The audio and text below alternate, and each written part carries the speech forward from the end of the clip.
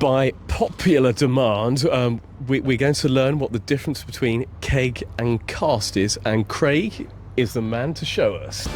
Beeroquest and Winecraft. So this the cask is more traditional, so it normally comes in that form, so 9 gallons, 18 gallons, and that's your keg.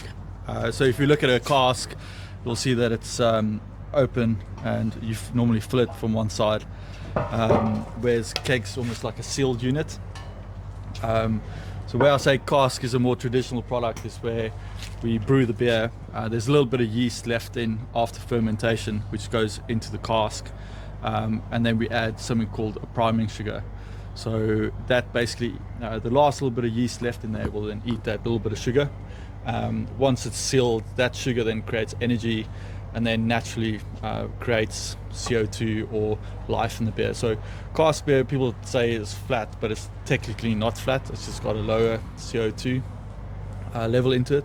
But that's what makes it unique. You can then play around with different amounts of sugar to make it as carbonated as you want.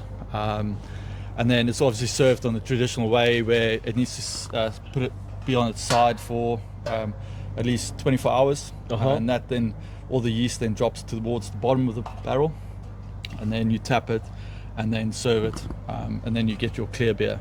And people should drink it more because it only lasts about 4 to 7 days once it's on, and if you don't drink it, then it will probably go out of fashion, and that technique of making beer will probably die out, which would be a shame because you only really get it in England. You don't really get it anywhere else. It's great. It's great. Last summer when I first started trying it here, actually, and the difference to what was essentially the same beer but treated in a different way. Yeah, exactly. So we do the Levensbakken cask and keg. So we do that with a natural carbonization, natural process.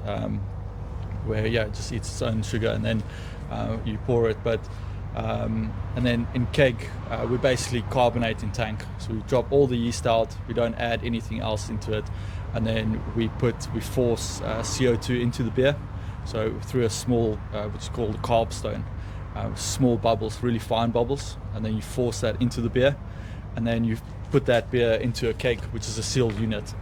So there's no you can't get access to that without a special tool. So the worst thing about beer is oxygen. So that one obviously only lasts 4 days because once you open it, the oxygen hits it. Where the keg products now, that's a sealed unit and you use CO2 to get the beer out. But that's the only difference really. That's a natural process, and that's forced CO2. Obviously back in the day they didn't have just CO2 in tank bottles and stuff. So much more traditional style to make beer. But I love it because it's so unique, really.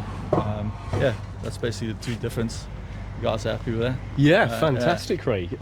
So why not try the two out and see if if the keg or the cask is what you want. And thanks very much indeed. No problem.